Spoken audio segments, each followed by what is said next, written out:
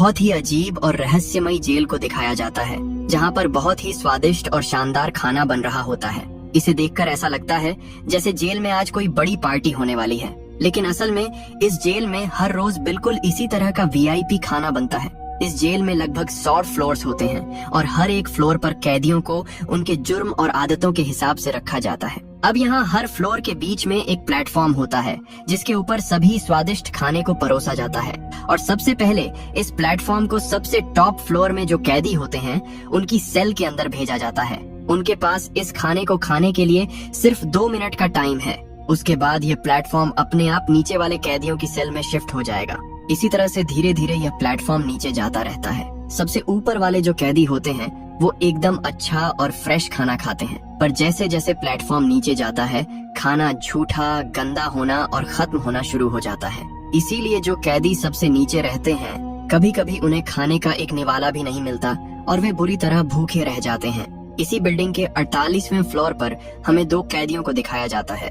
इनमें से एक का नाम गोरेंग है, जो कि बहुत ही सीधा और सिंपल इंसान है, और उसके साथ जो दूसरा कैदी होता है उसका नाम ट्रिमागसी है। दरअसल ये एक ऐसी जेल है जहाँ पर वो कैदी हैं जिन्होंने बाहर कोई भी जुर्म नहीं किया है, बल्कि यह सब के सब यहाँ पर अपनी मर्जी से आए हैं, क्योंकि इन सबको कोई ना कोई ऐसी बुरी आदत है जिससे यह सब के सब छुटकारा पाना चाहते हैं। जैसे कि गोरेंग को बहुत ज्यादा स्मोकिंग करने की गंदी आदत है, और उसका जो सेलमेट ट्रिमागसी है उसे बहुत ज्यादा गुस्सा आता है। एक बार उसने गुस्से में अपनी खिड़की से नीचे टीवी फेंक दिया था, जिससे सड़क पर एक बेकसूर आदमी की डेथ हो गई थी। अब वह इसी गुस्से से निजात पाना चाहता है। ट्रिमागसी यहाँ पर पिछले 6 महीने से बंद है और अब 6 महीने और यहाँ पर बिताना चाहता है। दरअसल यहाँ पर जब भी कोई इंसान आता है तो 6 महीने के लिए आता है, जिसके बाद उसे एक खास सर्टिफिकेट दिया जाता है, और उस सर्टिफिकेट से बाहर समाज में उस इंसान की रेपुटेशन पूरी तरह से बदल जाती है। अभी भी ट्रिमागसी का गुस्सा पूरी तरह शांत नहीं हुआ है, इसलिए उसने अपने 6 महीने और बढ़ा दिए हैं। वो गोरेंग को बताता है कि यहाँ पर तुम जितना नीचे जाओगे उतना ही तुम्हें खाना मिलना बंद हो जाएगा। यहाँ एक ऐसा लेवल भी है जहाँ पर खाना कभी नहीं पहुँचता। मैं खुद उसी लेवल पर रह चुका हूँ, और उस लेवल पर जाने के बाद इंसान एक दूसरे को मारकर ही अपनी भूख मिटाते हैं। तभी अब इनकी सेल पर खाने का प्लेटफॉर्म आ जाता है। इस पर बहुत सारा खाना है, लेकिन वो खाना पूरी तरह से बिखरा हुआ होता है। ट्रिमागसी उस खाने पर जानवरों की तरह टूट पड़ता है, लेकिन गोरेंग ऐसा बिल्कुल नहीं करता। वो उसमें से सिर्फ एक साफ एप्पल उठाता है और उसे खाना शुरू कर देता है। प्लेटफॉर्म जैसे ही 2 मिनट बाद नीचे चला जाता है तो इसके तुरंत बाद इनकी सेल का टेम्परेचर बहुत तेजी से बढ़ना शुरू हो जाता है। ऐसा इसलिए होता है क्योंकि ट्रिमागसी ने प्लेटफॉर्म से कुछ खाना उठाकर अपनी जेब में छुपा लिया था। यहाँ पर एक सख्त रूल होता है कि अगर किसी ने भी प्लेटफॉर्म से खाना उठाया तो उसकी सेल के टेम्परेचर को या तो बेहद बढ़ा दिया जाएगा या तो बहुत कम कर दिया जाएगा, और ऐसा टॉर्चर तब तक रहेगा जब तक वह कैदी वो खाना वापस गड्ढे में नहीं लौटा देता। इस जेल में एक और बहुत ही अजीब रूल होता है। यहाँ हर महीने कैदियों को रैंडमली शिफ्ट किया जाता है, यानी कि ऊपर वालों को नीचे और नीचे वालों को ऊपर। इसीलिए किसी को कुछ नहीं पता होता कि अगले महीने वो कौन से सेल में और कौन से फ्लोर पर जाएंगे। अब गोरेंग को यहाँ पर कुछ दिन बीत चुके हैं, और अगले दिन जब प्लेटफॉर्म नीचे आता है तो उस प्लेटफॉर्म पर एक रहस्यमयी लड़की बैठी होती है। गोरेंग पूछता है कि यह कौन है। ट्रिमागसी बताता है कि इसका नाम मिहारू है, और ये हर महीने इसी तरह से प्लेटफॉर्म पर बैठकर नीचे के लेवल्स पर जाती है। दरअसल यह अपने बच्चे को ढूंढ रही है जो यहीं कहीं इन लेवल्स के बीच खो गया है। अब जैसे जैसे वक्त बीतता है ट्रिमागसी और गोरेंग दोनों अच्छे दोस्त बन जाते हैं। एक रात को जब वे अपनी सेल में आराम से सो रहे होते हैं तभी पूरी जेल में बेहोशी की गैस फैलना शुरू हो जाती है, जिसका मतलब ये है कि 1 महीना पूरा हो चुका है और अब सब कैदियों को उनकी किस्मत के हिसाब से शिफ्ट किया जाएगा, यानी कि अलग अलग लेवल्स पर भेजा जाएगा। जब गोरेंग की आंख खुलती है तो वो देखता है कि उसे रस्सियों से बहुत मजबूती से बांधा गया है, और उसे किसी और ने नहीं बल्कि उसी के सेलमेट ट्रिमागसी ने बांधा होता है, क्योंकि इस वक्त ये लेवल 131 पर होते हैं और यहाँ पर कभी भी खाना नहीं पहुँचता। ट्रिमागसी को डर होता है कि कहीं भूख के मारे वो उसके ऊपर हमला करके उसे मार कर खा ना जाए, इसीलिए उसने अपनी सुरक्षा के लिए उसे बांधा है। लेकिन ट्रिमागसी ज्यादा खतरनाक है क्योंकि उसके पास एक चाकू भी है। दरअसल जब भी कोई इस जेल के अंदर आता है तो उसके पास एक चॉइस होती है कि वो किसी भी एक चीज को बाहर से यहाँ पर ला सकता है। ट्रिमागसी अपने साथ चाकू लाया होता है, जबकि गोरेंग अपने साथ पढ़ने के लिए एक बुक लाया था। अब यहाँ पर प्लेटफॉर्म आता है जिसमें खाना बिल्कुल भी नहीं होता, यानी कि अगले 1 महीने तक इन्हें खाना नहीं मिलेगा और इन्हें 1 महीना किसी न किसी तरह से यहाँ पर भूखे बिताना होगा। ट्रिमागसी गोरेंग के पास जाता है और उसे कहता है कि मैं 7 दिन तक भूख को बर्दाश्त कर सकता हूँ, उसके बाद तुम ही मेरा खाना बनोगे। तड़पते हुए धीरे धीरे 7 दिन भी बीत जाते हैं, जिसके बाद उसके पास सरवाइव करने का कोई भी ऑप्शन नहीं होता। इससे पहले कि वो गोरेंग को मारता, यहाँ पर प्लेटफॉर्म से मिहारू आ जाती है जो गोरेंग को बचा लेती है और ये दोनों मिलकर लड़ाई में ट्रीमगासी को मार देते हैं। वे जानते हैं कि अगले 23 दिनों तक यहाँ पर खाना नहीं आएगा, इसलिए ट्रीमगासी की डेड बॉडी के रूप में अब उनके पास खाना है, जिसे खाकर वे अपना अगला पूरा महीना यहाँ पर बिताते हैं। लेकिन इस भयानक हादसे के बाद गोरेंग यहाँ पर हेलुसिनेट करना शुरू कर देता है। उसे अकेलेपन में बार बार अपनी सेल में ट्रीमगासी का भूत दिख रहा होता है। अब 1 महीना बीत चुका है और एक बार फिर से सबको गैस से बेहोश किया जाता है। जब गोरेंग की आंख खुलती है तो वह सेल नंबर 30 में होता है, जहाँ पर उसके साथ एक लेडी होती है जिसके पास एक डॉग भी है। इस लेडी का नाम इमोग्वायरी होता है। गोरेंग उसे देखकर पूरी तरह हैरान हो जाता है, क्योंकि इस जेल में आने से पहले जो लेडी सबका इंटरव्यू लेती है वो यही लेडी होती है। उसे समझ नहीं आता कि वो यहाँ पर क्यों आई है। वो बताती है कि मुझे बहुत ही खतरनाक बीमारी है और बेहद जल्दी मेरी डेथ होने वाली है, इसीलिए मैं इस जेल को खुद एक्सपीरियंस करना चाहती थी। गोरेंग उसे गुस्से में बताता है कि यहाँ पर बेहद सारी कमियां हैं। नीचे के लेवल तक कभी भी खाना नहीं पहुँचता, जिस वजह से लोग भूख से जानवर बन चुके हैं और एक दूसरे को मारते हैं। इस सिस्टम को तुरंत बदलने और इम्प्रूव करने की सख्त जरूरत है। इमोगिरी को दफ्तर में इस बारे में कुछ भी पता नहीं था और अब वह दूसरे स्टाफ से बात भी नहीं कर सकती, लेकिन वो अपनी तरफ से एक रास्ता निकालती है।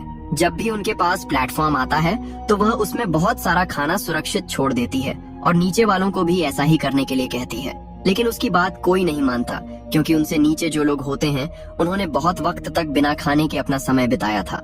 लगभग 15 दिनों तक वो इसी तरह से लोगों को समझाते हुए कोशिश करते रहते हैं, लेकिन जब उसकी बात कोई भी नहीं मानता तो गोरेंग अपना दिमाग लगाता है और अपने से नीचे वालों को धमकाते हुए कहता है कि अगर तुमने लिमिट से ज्यादा खाना खाया या खाने को खराब किया तो मैं ऊपर से तुम्हारे खाने में यूराइन कर दूंगा, जिससे तुम उस खाने को नहीं खा पाओगे। डर के मारे वो खाने को खराब नहीं करते और बहुत ही लिमिट में खाते हैं। गोरेंग उन्हें नीचे वालों को भी ऐसे ही कहने को कहता है ताकि वो भी खाना खराब ना करें और खाना नीचे 200 लेवल तक आराम से पहुंच सके।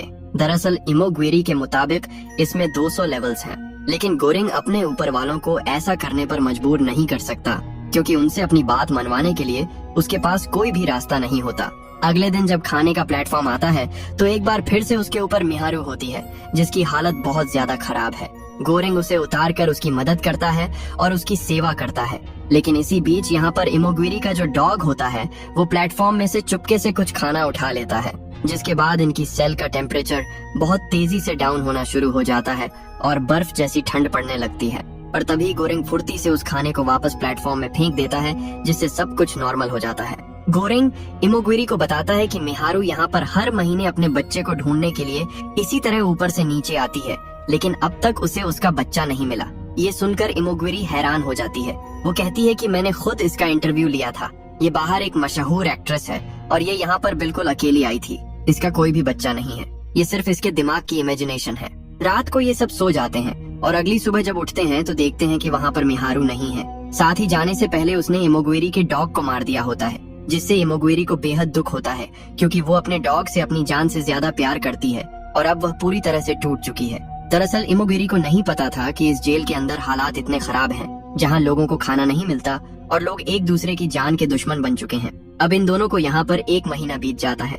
एक बार फिर से यहाँ पर बेहोशी की गैस छोड़ी जाती है। जब गोरेंग उठता है तो वह देखता है कि वो लेवल 202 पर है, जबकि इमोग्वायरी ने उसे बताया था कि यहाँ पर 200 से ज्यादा लेवल्स नहीं हैं। उसे वहाँ इमोग्वायरी की डेड बॉडी मिलती है। उसने अपनी जान ले ली होती है, क्योंकि 25 साल तक स्टाफ के साथ जॉब करने के बाद भी उसे कई बातें झूठ बोली गई थी।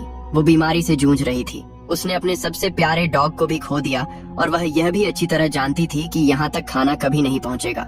इसीलिए उसने अपनी जान ले ली होती है ताकि गोरेंग को पूरे महीने उसकी बॉडी के रूप में खाना मिल सके। अब गोरेंग के पास इमोग्वेरी के रूप में खाना है।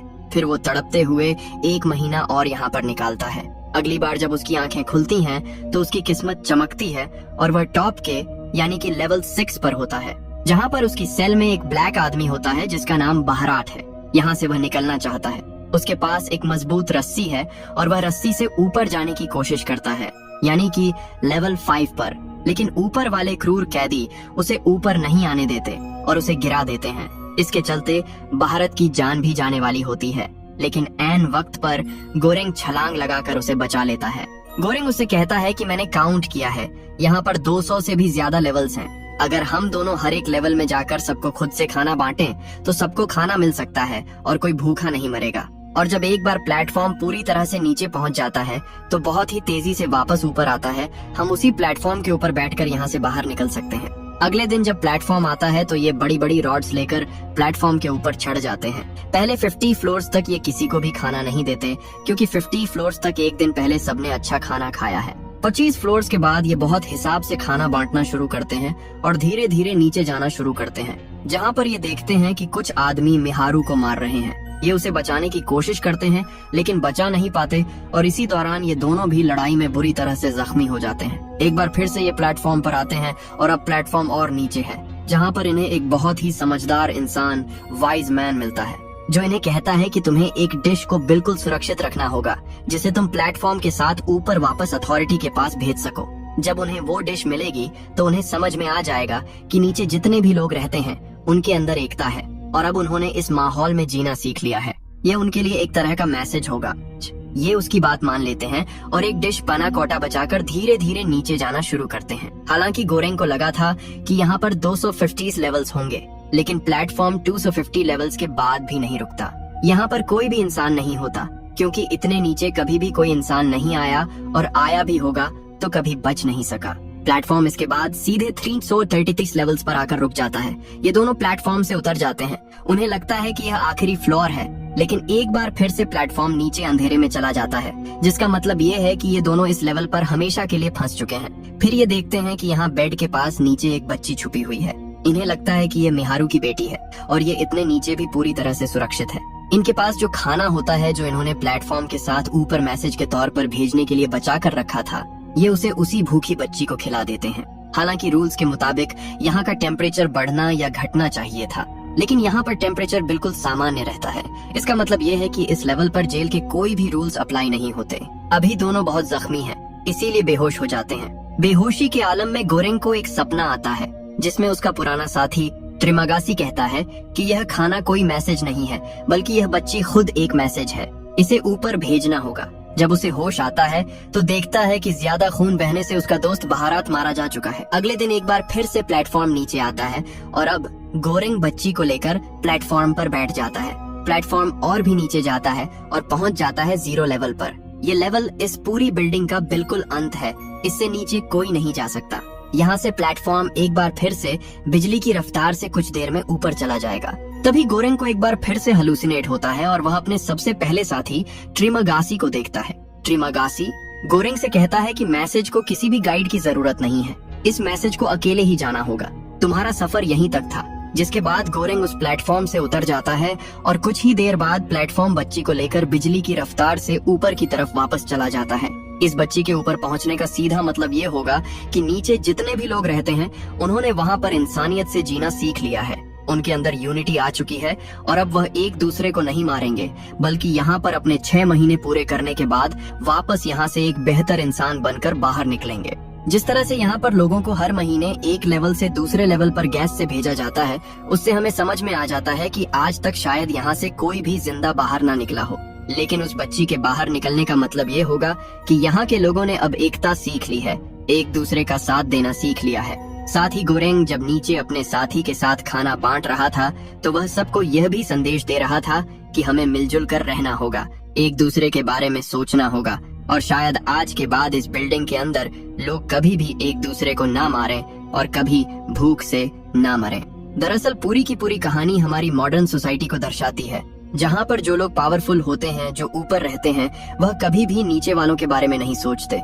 वो सबसे पहले अपना पेट भरते हैं। नीचे वाले चाहे जो करें, इससे उन्हें कोई भी फर्क नहीं पड़ता।